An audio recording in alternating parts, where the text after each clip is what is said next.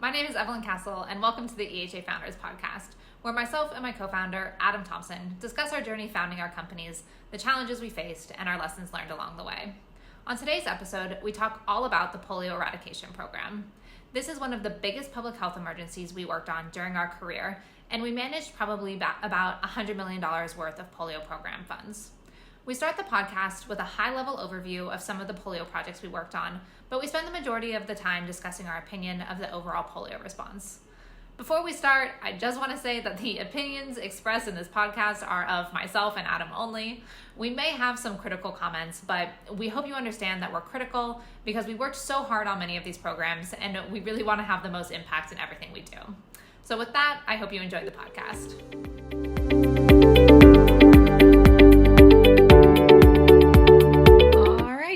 So this is our third podcast episode, and today we're doing things a little bit differently. We're not just going through projects one by one and talking about them. We are going to start talking a little bit more like high level about our experience during polio and just kind of like the politics in Nigeria and in the NGO world and just kind of how that worked. So I say that. However, I do think it would be good to first kind of just talk through really quickly all of the polio projects that we've done, because it is quite shocking actually, the different projects and the timeline. So I'll just kind of talk through them really quickly. Our first polio project, like we talked about, was the CDC Nomads work in 2012. Then in October 2012, we start conversations about doing the EOCs. Then really quickly after we did the first two EOCs in February 2013, we start on the BTS project. Then a year later, March 2014, we start the Health Camp project. Then same year, November 2014, we started doing the Endgame strategy. Then September 2016, which is kind of interesting that we were just doing the BTS, the EOCs, Health Camp, and Endgame for all of 2015 and most of 2016. And then in 2016, we start doing the IPV support, which was really us providing sugar. And then the Hard to Reach project with WHO and UNICEF. And then, in January 2016, we also start the Avatar project. And as we will get to, that is very much related to the fact that the new cases popped up in 2016. Then 2017, is when we really start working on the Borno and Yobe and like the insecure areas. So 2017, we have the Reaching Inaccessible Children project. And we did that. What was the name of that Sokoto LGA supportive supervision? Remember that app that we did? It was like the little person, the one where the guy sued us for. Oh, yeah. I don't remember what it was called. It was like Sokoto. It started with an S, but I can't remember because then I went back to the annual reports and apparently we had removed the name off everything because he claimed that the name was his. Yeah. I don't know. It was Sokoto monitoring of supporting supervisors, basically. Mm-hmm. So just tracking that supervisors were going to where they were supposed to be going. Yeah, exactly. So we did that project, and then 2018 we did the Lake Chad mapping project. Well, it was the Lake Chad task force. Remember, because we ran the task force and the mapping was kind of came after it, but yeah. So that's all of the specific polio projects that I have listed that we've done. So from 2018 or after 2018, we didn't really do a whole lot of new stuff, because 2019 really was still just focused on Borno and the IDP camps areas. And a lot of the just outbreak response, which was everywhere, which just was like a number 1 month and then on to another month and Okay, so that's at least setting the stage of like the projects that we did and when they were happening. So we worked on polio from mid-2012 and, what is it now? It's 2021. So it's 9 years of polio work, basically. So I wanted to start off with just kind of like what we entered into in Nigeria for polio. So to set the stage, before we got involved, in early 2003, some northern states boycotted OPV for nearly a year because the imams or whatever told them that it sterilized them. Then in 2006, we're left with only 4 endemic countries, so Afghanistan, India, Nigeria, and Pakistan. And then in 2009 is when Gates Foundation really jumps into the funding of the polio response. And I obviously looked up some of this stuff because I was kind of curious, just even looking at the Gates Foundation change in their polio strategy since we got started. So I was wondering, like, when did they get involved? In January, the Bill and Melinda Gates Foundation pledges $355 million and issues Rotary a challenge grant of $200 million for the Global Polio Eradication Initiative. So 2009 is when Gates Foundation makes the decision that they want to eradicate polio. So were you involved much in the polio response before coming into Nigeria? Did you know about it at all? Not at all. Yeah, me neither, really. So that's what happened before 2012. But I feel like it's important to note that because then in 2012, I think Gates Foundation decided that they wanted to be a much bigger player in this field of like that they didn't want to just fund it anymore. They wanted to actually be involved in the strategy and decision making, because I couldn't find really anything showing the Gates Foundation doing such big work before this mapping project with Esri and before working with us. Were you aware of Michael in country doing things, before that?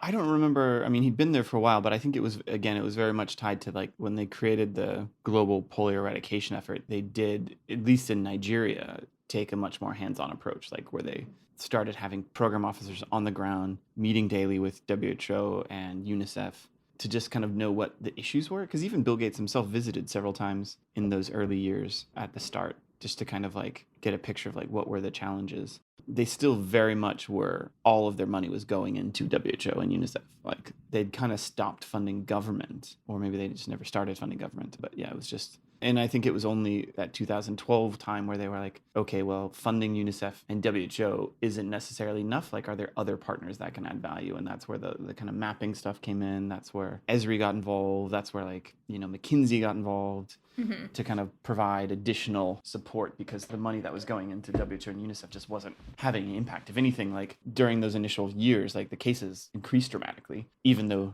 on paper the vaccinations increased dramatically. So logically it didn't make sense. Like, how could it be increasing while WHO and UNICEF were hitting 100% of their targets, in the first 3 years?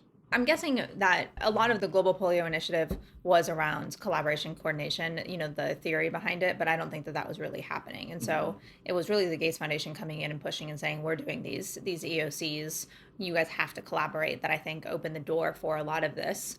I don't think it would have happened without them coming in. Yeah, I remember before those EOCs, we had to like coordinate with all the partners, CDC, UNICEF, and WHO, and just getting all three of them in a room, like in one meeting, was impossible because they are all in different buildings, in different sides of the city, and like they just never met. Like, so they'd meet like once a month, and then meetings would get canceled and delayed and do those things, and no one would make a decision unless they were all meeting physically. So yeah, just things never happened. And there was none of that coordination from like a national level and then subsequently down to states. I mean, it was kind of everybody just on their own doing whatever. So I do think that like the initial push that Gates Foundation put into the country about kind of being a little bit more hard-handed on how their money was being spent and how their grantees were working together, I do think was incredibly beneficial. We can talk about like now what's happening if that's still where they should go, because when they came in 2012, they didn't even have an office. They probably got an office in like 2014 or something like that. I think even later. Yeah, because they had that whole housing thing, and then that ended up getting, like, the idea was never for them to have a giant country office. That kind of just came later. So yeah, 2012, we get involved. The security situation in 2012 was not great. We already had the Boko Haram attacks in Kano. January. Yeah, in January. And it wasn't great, but it definitely wasn't terrible yet at that point. We were much more concerned about like kidnappings of foreigners that year than we were about like our staff getting kidnapped or getting caught in like crossfire or anything like that. I mean, well, yeah, I think it was kind of like from 2012, it was kind of progressively getting worse because the attacks, like while there was the big attack, the kind of small attacks kept happening through kind of 2012 to 2014. Like they were pretty consistent. There was the GSM market that got bombed. Yeah. There was the murder of those health workers by those people in the KKs. Well, so that's what I was going to say. So that happens in February 2013 when the 9 Kano health workers get shot and killed. Do you remember where you were that day? I think it was just in the office. Yeah. Well, like, it's just funny for me because I very specifically remember that day because I was in the Abuja EOC.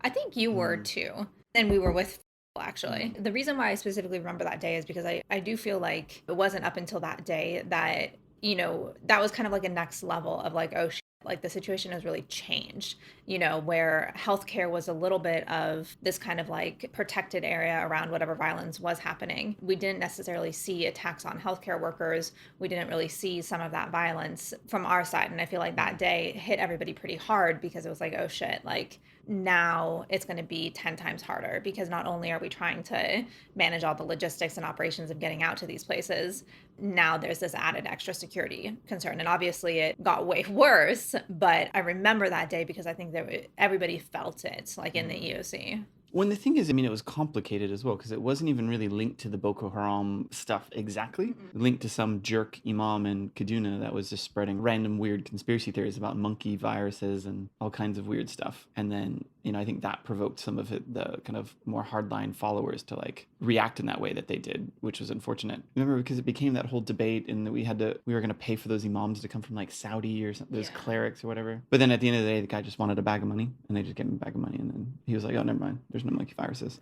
Did they? I don't remember that. Yeah, because then just had a closed door meeting with him. And then he was fine. Religion fixed. Yeah. Even back in that early days of 2003, like it was much more of like a power play than like no one actually had any issues with like the polio vaccinations. It was much more of like a way of control and to kind of like get power and potentially money allocated to you.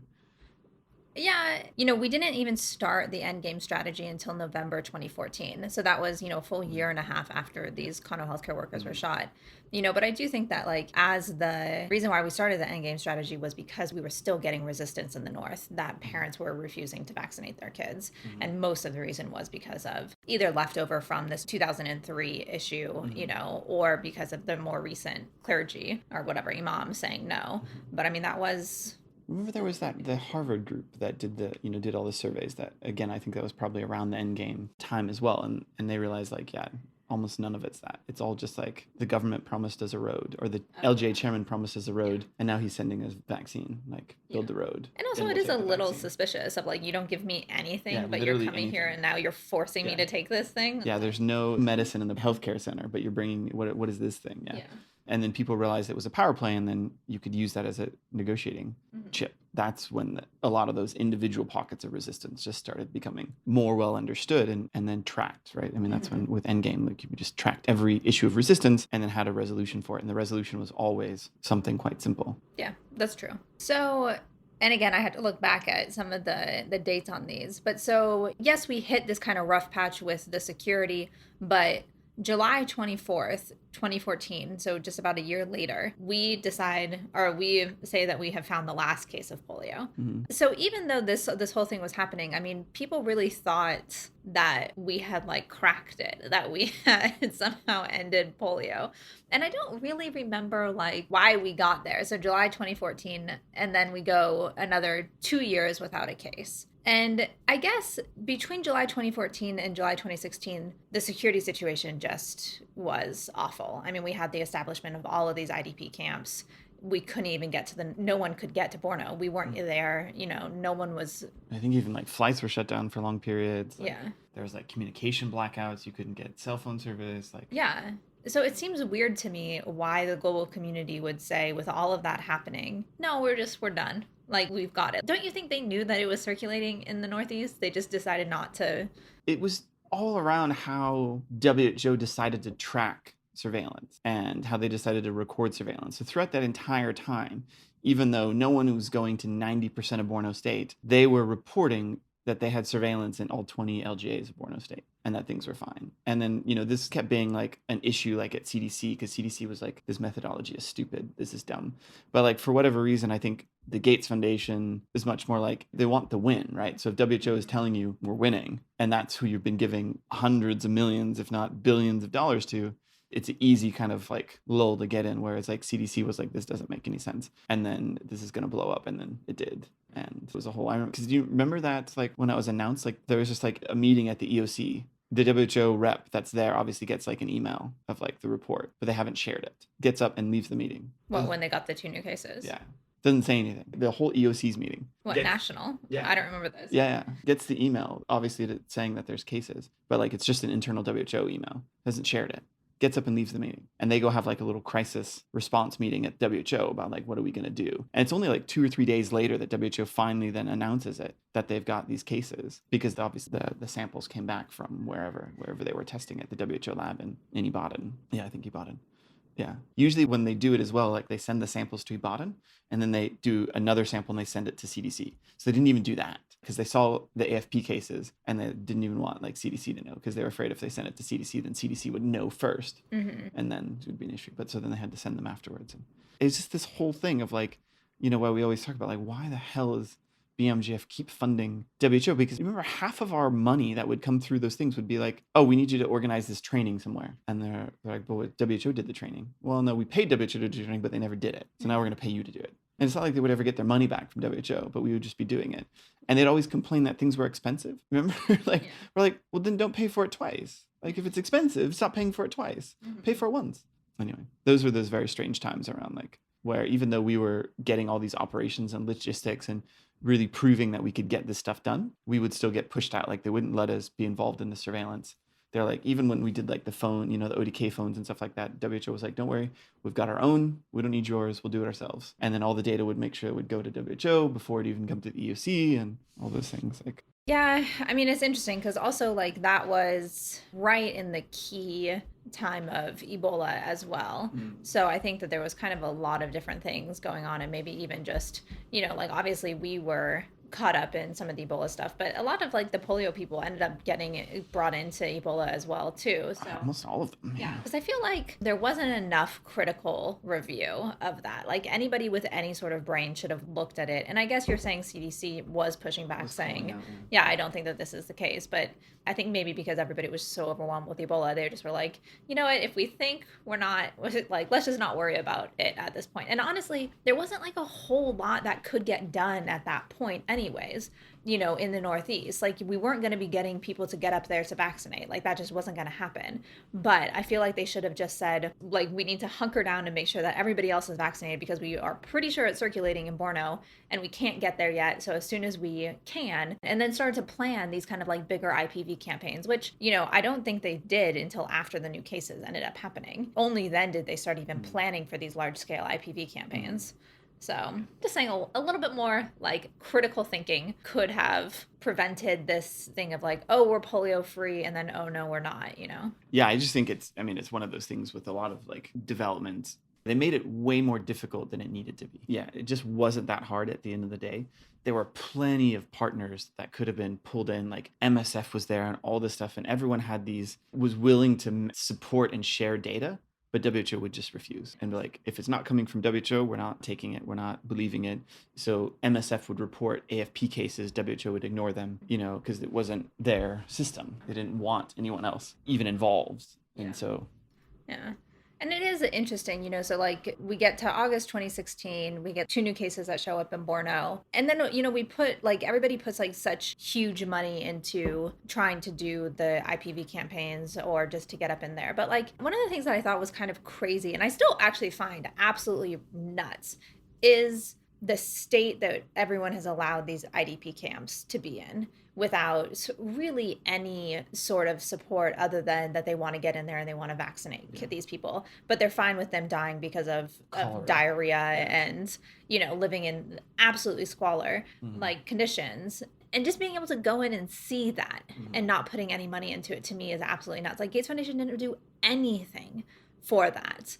And it's a crisis, and we can't get polio gone without addressing these larger overarching issues. I mean, you say that they didn't do it. I mean, the polio team at Gates Foundation had a singular goal, but like outside of polio, Gates Foundation still gave WHO to deal with health emergencies hundreds of millions of dollars. Yeah. Specifically to deal with those. Like, so I don't think the polio team felt that was their job, because like someone's already paid to do it. UNICEF got tens, hundreds of $millions to deal with the water and sanitation crisis at the IDP camps.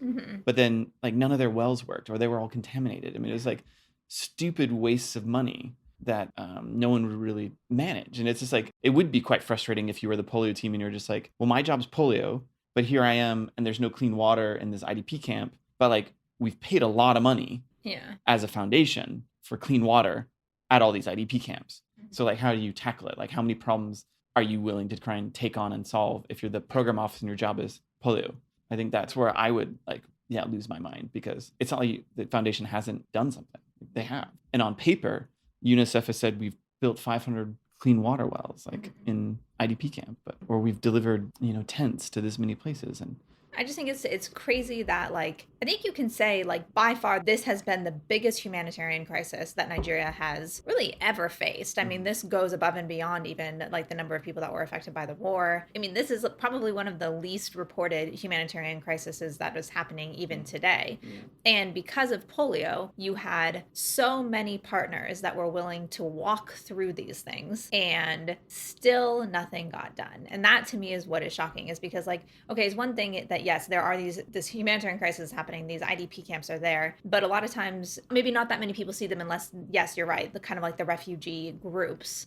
But there are dozens of those. Yeah. Like that's the other thing. Like in Borno, at the height of this, when this is happening, Borno's like a little expat metropolis. Like there is like 6 Italian NGOs, 3 Spanish ones, all the MSF, all the different versions of MSF, International Committee of the Red Cross, International Federation of the Red Cross, and then God knows, I mean, all the other ones that I don't even know the names of because there's just so many of them.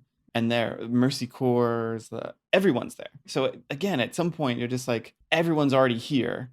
They're already doing the humanitarian, the water and sanitation, the food relief. It's not happening at a scale that's going to address the crisis. But again, I don't really fault the polio team for being like, not our job, because like there's 60 NGOs in Maiduguri whose job it is to do this. And if we start taking it on as our job, then how are we going to get this task done? And I think that becomes the challenge. Yeah. But it is hard because you are walking through these things and you can see that none of that stuff's been done. All of that money is gone to pay expats to go clubbing in Maiduguri at that stupid hotel that everyone would go to, and like built a nightclub for expats. Like, I mean, it's just like, that's where the money was going, to these huge per diems, huge hazard allowances, huge structures that they kept building, like flying in cases of champagne for like, when they did the inauguration of that thing, they chartered an actual helicopter to fly into where they built the Red Roof place. Really? Yeah, they had a cocktail hour. They like flew in cases of champagne. Like that's the kind of issue that was happening. And you're also trying to get polio done in the midst of all that. Because I think like the biggest issue I would feel for the polio team really is like, again, just all of the resistance. It's like, yeah, this is why. This is exactly why people are like, no, I'm not going to take the polio vaccine because where's my food? Yeah, because it is weird that you go through so much effort to give me this vaccine, but you don't give me anything else. And this is how you treat foreigners. I mean, yeah, from a vaccine or from a polio side, I think that's what would be so frustrating. So then August 2020, we're declared polio free. What were you doing like during that day or that week? Do you remember the week where we had all the celebrations and everything, August last year? I kind of. I mean, I know they organized those things. We got the invites for those like Zoom calls. Mm-hmm. But I think this is the 3rd polio-free declaration. Is it only just 2? Feels like it's been more. No. Because there's polio-free and there's certified polio-free. But anyway, I feel like there's been like at least 3 or 4 declarations of something. Yeah, but the August one was the certified Africa polio-free. Right. Yeah. No, I ignored it because I just thought, I don't know, I just kind of felt like it was another hollow thing because like, is there really the surveillance to certify that? Yeah. Like, is it really gone? And then also when you're having so much circulating vaccine-derived polio, like, is it really gone? It felt like kind of like another one of those kind of BS hollow celebrations. I mean, I think a good accomplishment because of the investments that we've made and the effort that our entire organization has put into it. But I kind of felt like while they were doing that, we were still sending teams out for outbreak response for the vaccine-derived polio thing. So it felt a bit stupid to me to celebrate. Yeah, I mean, I get where you're coming from. I think that, like, I was able to kind of, like, I guess, disassociate a couple of those things where it's like, and the last question I'm going to ask you is if you actually think we're polio free or not. But, yes, I completely agree with you. It seems, but at the same time, it's like, it is a win, and I do think that a lot of people put a lot of time and energy into it. And I mean, even just looking back at like the work that we did, for so many years, like it was nice to kind of just say like and be able to celebrate, we did reach this milestone. Yes, we're still having CVDPV outbreaks, but we reached a milestone. It's good to celebrate it. And I think that there's probably certain political things around that too about trying to get it, out of Pakistan and Afghanistan as well, as like kind of like an encouragement for those teams or something along those lines. But I thought it was kind of cool. Although, so I joined all of like the WHO calls, yeah, just to watch them because I thought it was interesting. I think I told you that the Nigerian one got hacked. Yeah, that was pretty funny. I mean, sad because like all of the partners were on there and like it was something that we wanted to celebrate for Nigeria, but also kind of funny because of course if it's going to get hacked, it's going to get hacked in fucking Nigeria. but it also, I mean, again, all that effort we went through with the polio teams and setting up the technologies and the video conference calls and the systems, and then for the big celebration at the end of it, they use someone's like personal Zoom account. I know. Like, really? Like, yeah, because like everybody had to mute themselves. It was so easy for anyone to come in and hack that. yeah. And like we had Blue Jeans, we had all these like expensive, well-managed systems, like secure systems. And then someone's like, yeah, to celebrate Africa free, we're just going to use my personal Zoom account and send out an invite. Like, it's just so, I mean, it really worries me about kind of like legacy of any of these things, right? Like when something so simple and so basic isn't even just followed, even though we've been doing it for 6 years. Yeah. Like those video calls, like why they wouldn't just ask for help, to do it. Yeah. Or why wouldn't they just use the existing system? And well, because it was WHO organized, not polio organized. Okay, so that kind of brings us up to date, but I wanted to kind of just talk to you in general about like the challenges of the polio eradication. I think that when we talk about the biggest challenges, the three biggest challenges are access to vaccines, WHO. Child, so like the logistics around that, and then also the vaccine rejection. So in the 9 years that we've been working on it, what do you feel like was the biggest challenge that had to be overcome? So I still don't think the vaccine rejection was that big a deal. And once that endgame strategy was put together, it was literally just a list. Like anytime there was a vaccine rejection, you put them on the list and then someone followed up. And that was it. It was just literally making a list. So I didn't feel like that was like a big ordeal.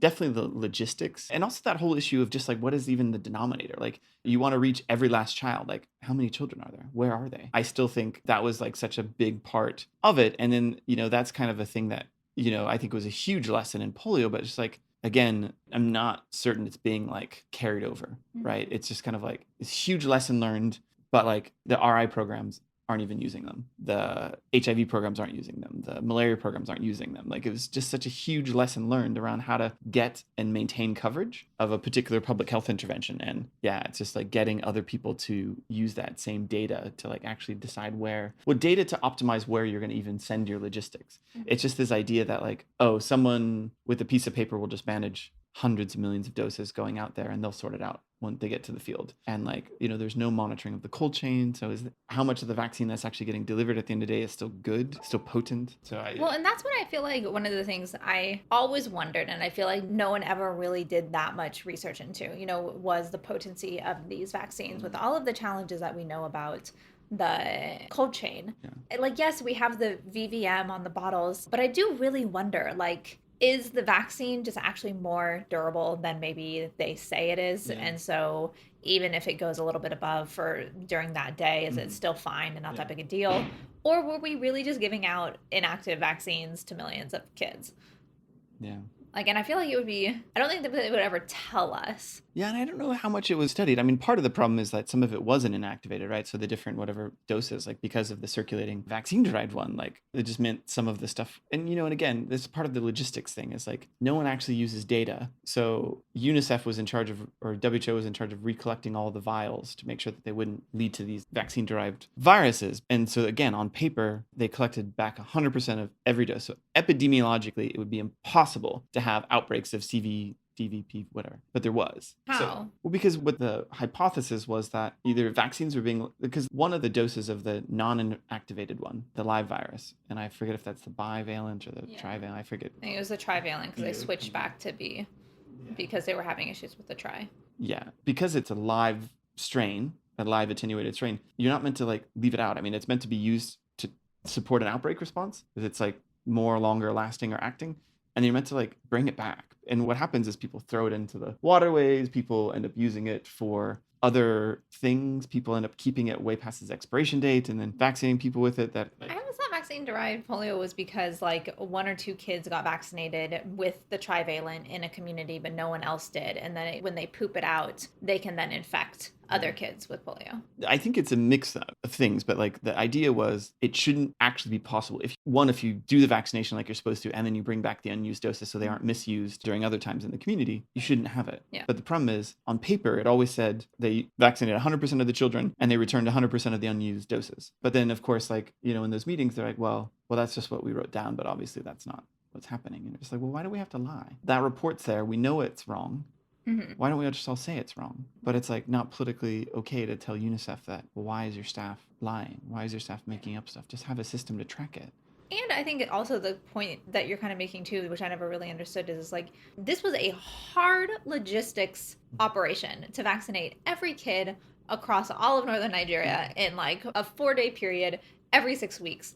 Like the logistics on that are ridiculous. So getting to 100% would be crazy. Yeah, but I feel like there was never really any sort of like acknowledgement that like this is really hard and we're not expecting to get to 100%. It was kind of like, no, we've got this. We know how to do it. And then they're setting themselves up to where they have to say like they're getting it 100%. Well, because like why was every campaign 4 days? Because in urban Kano, or actually just in Kano, because things are close together, you can get to everyone in 4 days. But there's not enough health workers in Bauchi to get to every child in the state in 4 days. It's not possible. And remember when we first started tracking in Bauchi, like their actual coverage numbers were like barely 60%, sometimes 40% for some of the LGAs after 4 days. And so people were just like, well, obviously the tracking's wrong. That can't be possible. And everyone was really annoyed. But then they're just like, well, just extend the campaign. And so they extended the campaign to like 8 days. And then they got to like above 80%. And it was just like, not that hard. Like, why not? If you're not reaching everyone, just ask for more days. But like, it became like this like, well, offensive. You're telling WHO and the government that they're not meeting their targets, right? Because they're not.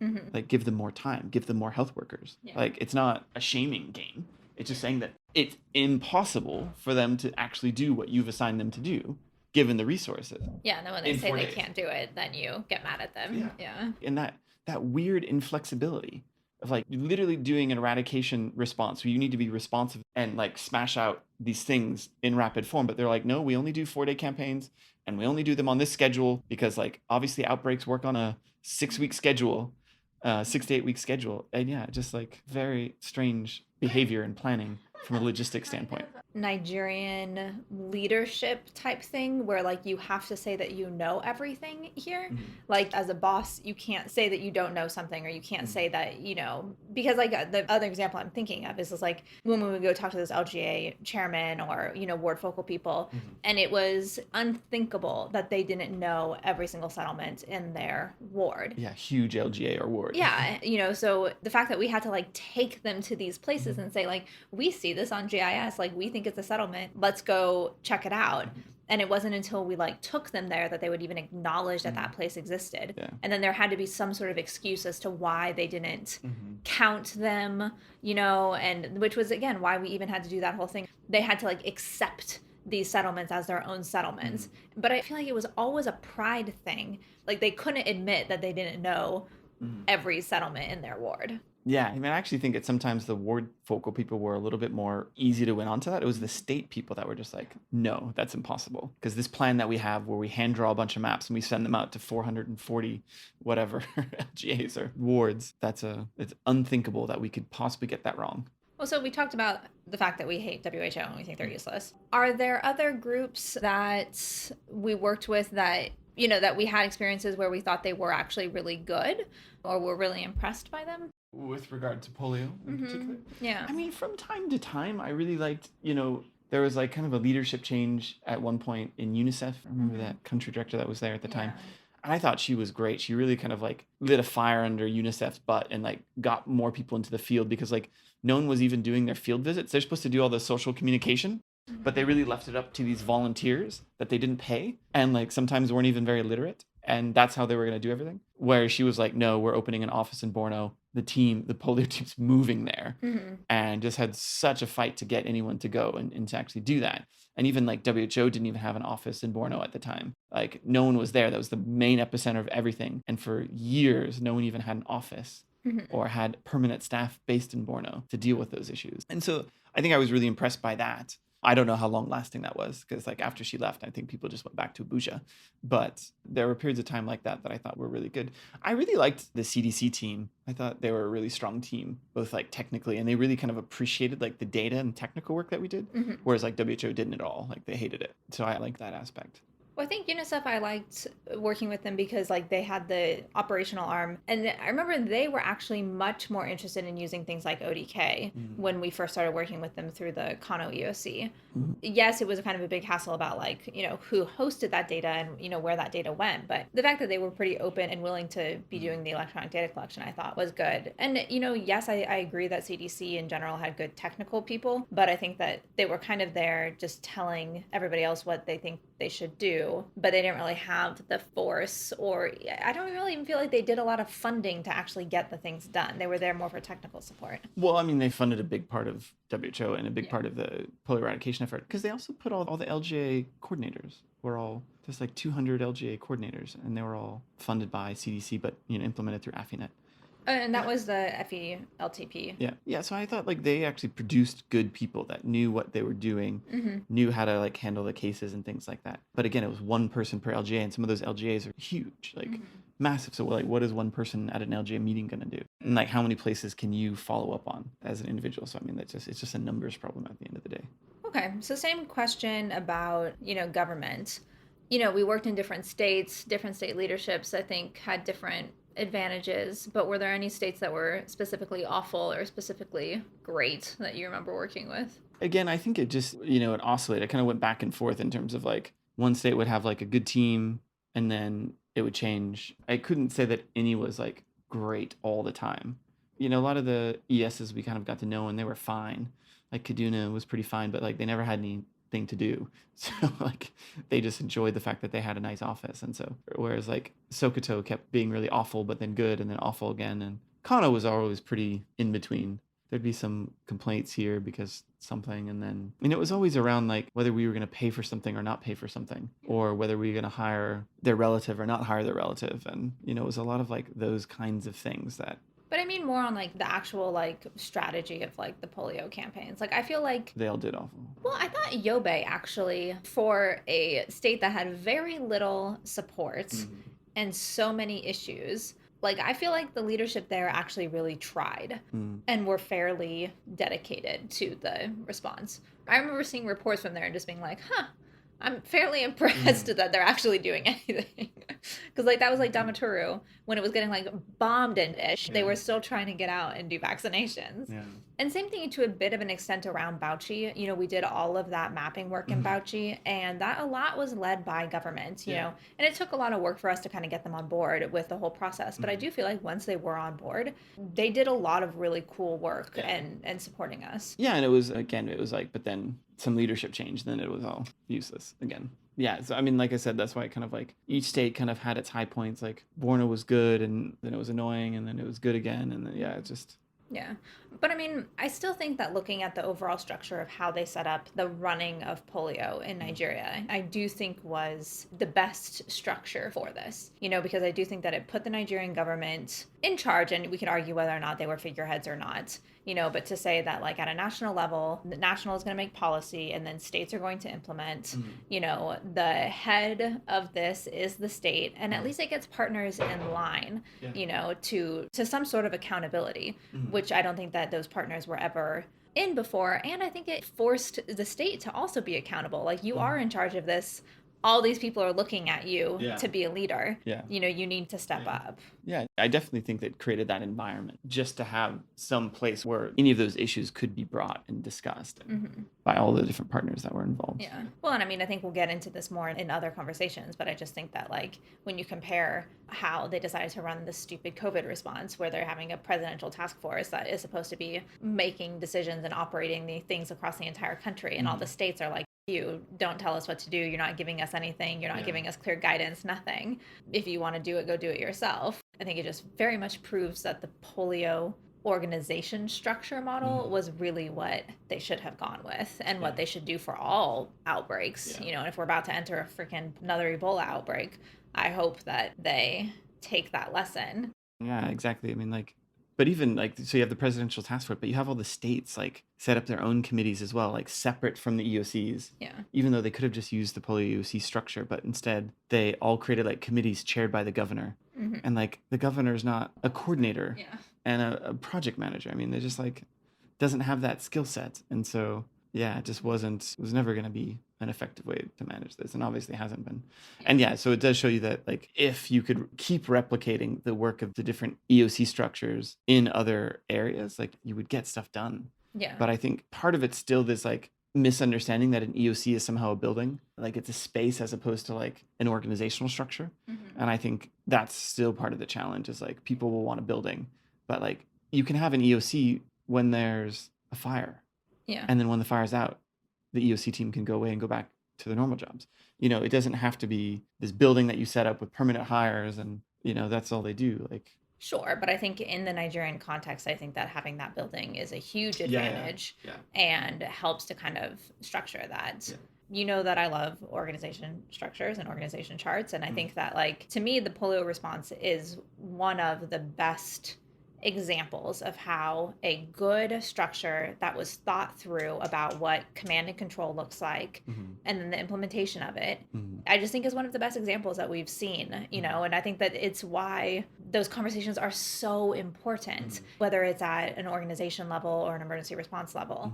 Yeah, I think it's pretty cool. And I think that like a lot more research should go into the comparison of how emergency responses have been structured and what the most effective structure is. Because obviously Nigeria, I think it was very well structured this way because it's such a large country that has states. You know, obviously there needs to be some small changes in smaller countries, but still, essentially, if you looked at the Ebola response, it had the same structure as well. Yeah. And that also was pretty effective. When it's like those other countries that didn't have that experience, that's why it took so long to get even just the understanding of those EOCs up and running. And, you know, whereas like Nigeria, we had the Ebola EOC up and running in like less than a week. Like the EOC team was meeting even before there was a space to meet at. Whereas like Sierra Leone, like it was like 4 months into the outbreak before there was even an EOC meeting, let alone almost like 9 months later before there was like a space in a building, you know, and anything like that would facilitate that. But still, if you compare that to how long it took the EOCs in Nigeria to become functional,